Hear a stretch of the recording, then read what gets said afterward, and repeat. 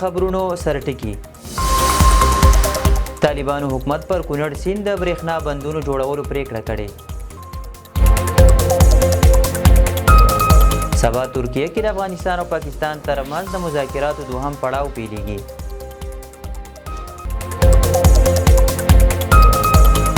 د اوسپنې پټلۍ له لارې د افغانستان، ایران او ترکیې پر نښلولو هوکړه وشوه.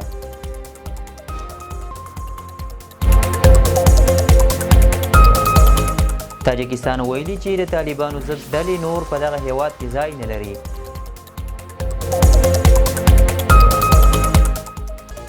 او ایران په دغه هیواد کې د بهرنیو کارګرو لپاره د کارت اخیستل لازمي وګرځول. او اوس هم بشپړ خبرونه. طالبانو حکومت پر کونړ سیند د برېښنا بندونو جوړولو پریکړه کړې. د اطلاعات او کلتور وزارت مرستیال مهاجر فراهي پر خپله ایکس باندې لیکلي چې مشرتابه د اوبو او انرژۍ وزارت ته لارښوونه کړې چې هر څومره ژر کیږي پر کونړ سیند د بندونو جوړولو کار پیل کړي. بهرنیو شرکتونو ته د انتظار نه باسي بلکې له کورنیو شرکتونو سره دې تړونونه وکړي. بلخوا د اوبو او انرژۍ وزیر ملا عبداللطیف منصور ویلي افغانان حق لري چې خپلې اوبه مدیریت کړي. تر دې وړاندې ښاغلي منصور له یو شمېر چینایي شرکتونو سره هم پر کونړ سیند د دریو بندونو شال، څاګي او سورتاق د جوړولو په تړاو خبرې کړې وې. د کونړ سیند چې 480 کیلومتره اوږدوالی لري په کونړ کې د اوبو د ځینو وړو سرچینو ترڅنګ د چترال سیند هم ورته رابهیږي. دا سیند چې له کونړ او ننګرهار څخه تیریږي د جلال آباد په سمرخیلو کې د کابل له سیند سره یوځای کیږي او بیرته د پاکستان لور ته بهیږي. که څه هم د سردار محمد داود خان له جمهوریت را په دې خوا ګڼو حکومتونو پر کونړ سیند د بند جوړولو ژمنې کړي خو لا تر اوسه عملي شوي نه دي. د پاکستان بهرنیو چارو وزارت ویان طاهر حسین اندرابي وایي سبا د شنبې په ورځ د ترکیې په پلازمینه استانبول کې له افغانستان سره د مذاکراتو دویم دور پیلېږي. هغه هیله څرګنده کړې چې د طالبانو حکومت به له نړیوالې ټولنې سره خپلې کړې ژمنې پوره کړي. نوموړي زیاته کړې چې پاکستان د یو مسؤل حکومت په توګه سیمه ییزې سولې او ثبات ته ژمن دی او د تاوتریخوالي د زیاتېدو هڅه نه کوي. بلخوا د افغانستان دفاع وزارت ویلي چې په تمامه معنا اوربند یو بل ته متقابل درناوی، په یو بل بریدونه نه کول او د خبرو اترو له لارې د ټولو مسایلو حل د دوحې هوکړې مهم مسایل دي.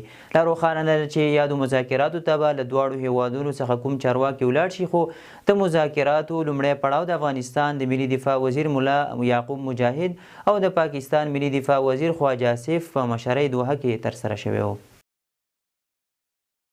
د اوسپنې پټلۍ له لارې د افغانستان، ایران او ترکیې پر نښلولو هوکړه وشوه.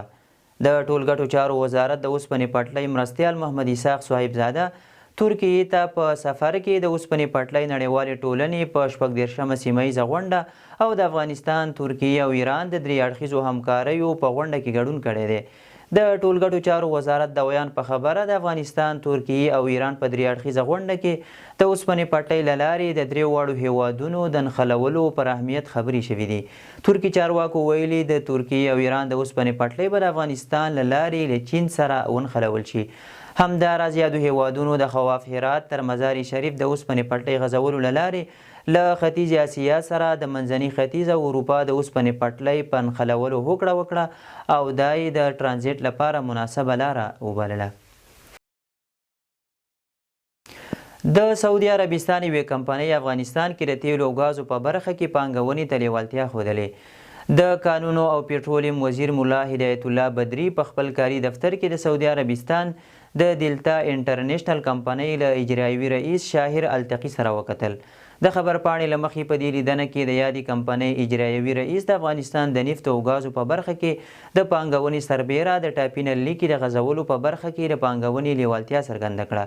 ښاغلي بدري د یادې کمپنۍ له پانګونې هرکلی کړی او ژمنه یې کړې چې دوی به په دې برخه کې لازمي اسانتیاوې ورته برابرې کړي. همداراز دواړو خواوو د تخنیکي ډلو د غونډو د دوام او همکارۍ په موخه یو یادښت هم لاسلیک کړ. تاجکستان ویلي چې د طالبانو ضد ډلې نور په دغه هیواد کې ځای نه لري. د بلخ والي محمد یوسف وفا په مشرۍ لوړپوړي پلاوي د تاجکستان پلازمینې دوشنبې ته سفر کړی او له تاجکستاني چارواکو سره یې پر مهمو موضوعاتو خبرې کړي دي. د خبر پاڼې له مخې ناسته کې د تاجکستان د استخباراتو وزیر ډګر جنرال سیدموف ستاروي چې افغان لوري ته ډاډ ورکړی چې خپله خاوره کې به هغو کړیو ته ځای ورنه کړي چې موخه یې د افغانستان نام نه کول دي. همداراز د بلخ والي ویلي هیڅ چاته هم اجازه نه ورکول کیږي چې د افغانستان خاوره د بل هیواد پر ضد وکاروي او په خبره یې دوی واک ته له رسېدو مخکې هم د داعش پر ضد مبارزه کې قربانۍ ورکړي دي. نوموړي همداراز له تاجکستاني لوري غوښتي چې افغانانو ته د ویزو د ورکړې په برخه کې اسانتیاوې رامنځته کړي. د افغانستان کرنیز محصولات سعودي عربستان کې نندارې ته وړاندې شوي. د ملګرو ملتونو پرمختیایي پروګرام وایي چې د افغانستان 15 خصوصي شرکتونو خپل کرنیز محصولات د سعودي عربستان په 242م نړیوال کرنیز نندارتون کې نندارې ته وړاندې کړي دي. په خبره پاڼه کې ویل شوي د دغو شرکتونو محصولات زعفران، وچه میوه او مغز لرونکي توکي، بادام، پیسته او کشمش دي چې د نړیوالو پیرودونکو پام یې ځان ته اړولی دی. د یادې ادارې په وینا دغه شرکتونه د اروپایي ټولنې په مالي ملاتړ نندارتون کې ګډون کړی دی. د ملګرو ملتونو پرمختیایي پروګرام وایي موخه یې دا ده چې د افغانستان کروندګر او خصوصي سوداګر له نړیوالو بازارونو سره ونښلوي څو د هیواد د اقتصادي ودې او کرنیزو محصولاتو د بازار موندنې لپاره نوي فرصتونه رامنځته شي. د بدخشان د لوی پامیر سړک جوړېدو چارې بشپړې او ګټې اخیستنې ته وسپارل شو.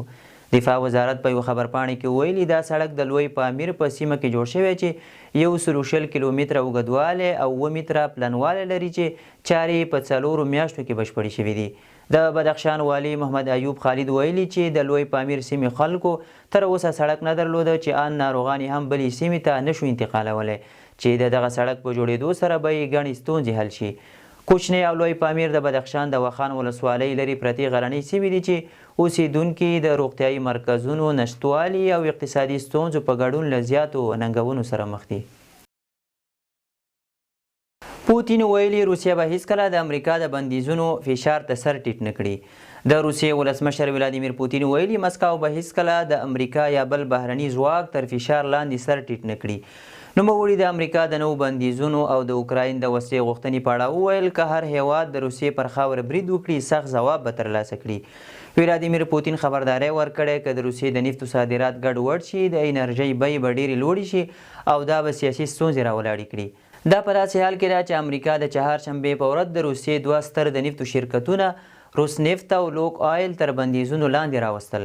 د نړیوالو چارو شنونکي وایي د امریکا او اروپا دغه تازه بندیزونه د روسیې د انرژۍ پر صنعت سخت ګزار دی په ځانګړي ډول په داسې وخت کې چې مسکو د جګړې له امله د زیانونو د جبران لپاره د نفتو او غازو په صادراتو متکي دی.